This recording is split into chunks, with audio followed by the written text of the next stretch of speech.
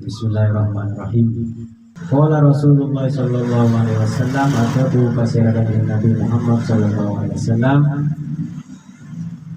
man sholla tining pasira orang sholla panika sholat pasiraman bainal isya ini yang darana dua isya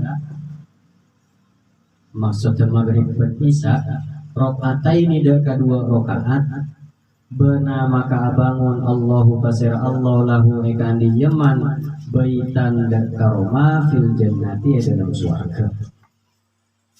Wa qala alaihi salatu wassalamu benar tabu pasir kanjeng Nabi Muhammad sallallahu alaihi wasallam man sholla ba'dal maghribi man tining pasir orang sholla panika sholat pasir man ba'dal maghribi salas tareng maghrib sita rokaatin dekat 6 banyak rokaat la yatakallamu ta ngobrol pasir aman fima dalam barang bainahunna antara nasitu rokaatin dia bisain kala bersitung-situng Rudilna lahu ibadatas naika asyota sanatan papada lahu eka di Yaman ibadatan dekat ibadah 12 tahun.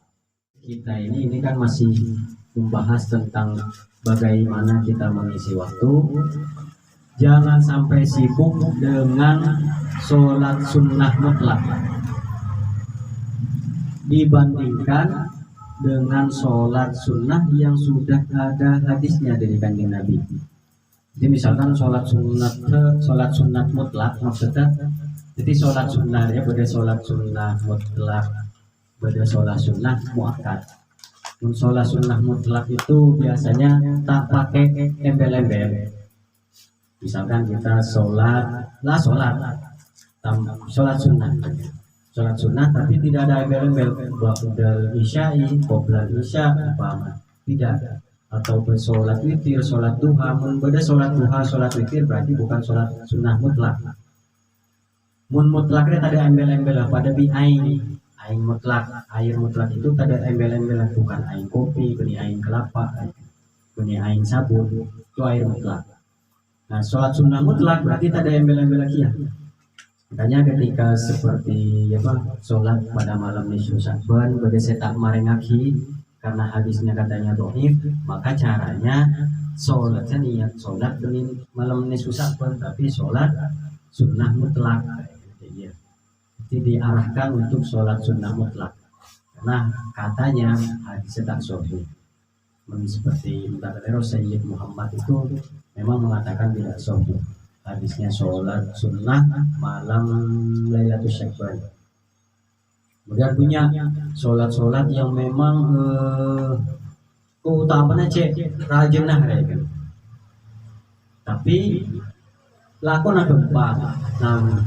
Tribunal Mahum Katohir Lamba pernah membahas bahwasanya jangan tertipu oleh amalan yang sedikit kenceran aja berkali lipat lebih banyak itu terkadang hadis-hadis dhaif seperti itu.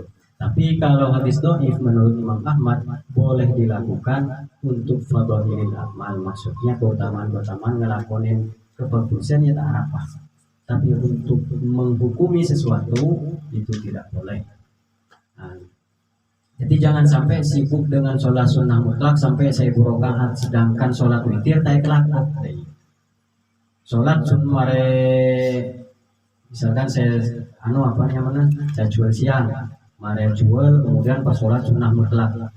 Padahal sebelum asar qoblal asri itu tidak dilakukan, berarti keliru. Jadi yang lebih baik adalah sholat sunnah qoblal asri baru sholat asar. Nah kalau sholat sunnah mutlak kelako melolong, tapi insya Allah penyan tak ngelakonin sholat sunnah mutlak. Jadi tak khawatir gitu. Jadi tadi kalau sholat sunnah muakkad itu lebih baik dilakukan dulu. Tempeng sholat sunnah segoiru muakkad. Maksud muakkad rela kan sangat dianjurkan. Pada nanti tingkatannya saya wajib kalau kelakuh baru saya sunat, saya sibuk saya sunat baru saya wajib. Ada kelero termasuk dari nafsu saya. Jadi melakukan sesuatu yang sunnah saya wajib etinaki. sama melakukan sholat sunnah yang mutlak, tapi ada sholat sunnah setelah datang dari kanjeng Nabi tak kelakon, itu keliru juga. Nah, kemudian ada sholat-sholat sunnah yang memang masyhur, sholat sunnah muakkad, yaitu salah satunya adalah sholat sunnah witir. Sholat sunnah witir ini sabiqatun muakkadatun, laka tetap dari kanjeng Nabi, kemudian sangat dianjurkan bahkan sebagian ulama ila wujubiha, berpendapat bahwasanya sholat witir itu wajib. Sebagian ulama dengan buah-buahan macam ngalak sunnah baik. Waqala Rasulullah sallallahu alaihi wasallam, atabu pasara kanjeng Nabi Muhammad, innallaha witrun, sampun Allah ya witir, yuhibbul witroh, lebur dan kencil. Allah itu kecil, lebur dan kawitir. Fa'utiru ya ahlal Qur'an, maka awitirah dibin orang-orang ahli Quran. Wa qala alaihi salatu wassalamu al-witru haqqun, witir itu hak. Wa man lam yutir falaysa minna, barang siapa orang yang tidak sholat witir falaysa minna, maka dia bukan golongan kami. Nah, falaysa minna dalam hadis riwayat tidak selamanya pas langsung menunjukkan bahwasanya oh berarti mun kota sholat witir beni orang Islam aja. Oh mun ko anu bener berarti beni golongan kanjeng Nabi, tidak juga. Jadi falaisa minna ini terkadang menunjukkan sesuatu bahwasanya di sana sangat dianjurkan sekali. Berdasar menunjukkan keharaman mengelapor, misalkan man gosyana falaisa minna. Orang senipu dalam jual beli falaisa minna, itu benar kanjeng Nabi. Orang yang saya misalkan jual beras umpama, ya terus ganteng bawa coba. Nah itu gosyak, itu dia menipu. Maka falaisa minna, maka itu bukan golongan kami. Maksudnya di sana bisa menunjukkan sebuah keharaman. Mon ekelako. Nah dia kan barang siapa tidak melakukan witir falaisa minna, bukan golongan kami. Nah bukan golongan kami ini juga banyak kayak artinya. Berarti ini adalah sesuatu yang sangat-sangat dianjurkan oleh Rasulullah, sehingga berdebu seakan-akan dia bukan golongan kami, soalnya golongan Rasulullah sholat witir ini seperti itu. Benih pas benih langsung apa? Oh benih orang Islam, tak masuk surga benih. Wa aksaruha ihda asyarata rakaatan, paling banyak 11 rakaat. Wa aqallu ma yanbaghi ayat tasiru alaihi salas surakaatin, paling sekonin sepatut ekelako yaitu 3 rakaat. Mun situng kita apa situng. Tapi paling banyak itu adalah 11 rakaat. Paling biasa, paling sekoni terbiasa harus ekelabornya biasanya telok musik tuh pada saya menjahil memang tidak apa-apa satu, karena witir itu satu. Melakukan sholat witir itu dari akhir malam maksudnya sebelum terbitnya fajar, sebelum sholat subuh. Bagi orang yang memiliki kebiasaan bangun subuh sebelum masuk subuh, mun tak biasa bangun subuh berarti dia sholat sebelum tidur. Sholat witirnya sebelum tidur baru sholat witir sebelum tidur. Namun yang punya kebiasaan ke sebelum masuk subuh berarti sholat yang paling utama sholat witir adalah ketika akhir malam. Baru sholat witir, kemudian sholat subuh. Nah kemudian karena akhirnya ada hadis dari kanjeng Nabi, ij'alu akhir sholatikum bil laili, jadikanlah akhir sholat kalian dalam sehari semalam itu al-witro, menggunakan witir. Jadi penutup itu sholat witir. Penutup sholat itu sholat witir. Nah bagaimana kalau sholat tahajud? Misalkan sholat witir kada biasa tak cukup subuh kan? Pas sholat witir kan? Sebelum tidur dia sholat witir, pasti ke kalau dua apa jangan tahajud. Sedangkan hadisnya mengatakan jadikanlah akhir sholat kalian di waktu malam witron dan witir. Jadi sholat witir itu sebagai penutup hadisnya. Menurut madhab Syafi'i itu tidak apa-apa. Jadi kita kenapa? Misalkan lestari sholat witir, setelah sholat isya, kemudian pas sholat witir, pas tidur, kemudian pas cek ke kedua sholatnya tahajud, itu hukumnya tidak apa-apa. Ini bukan sebagai keharaman.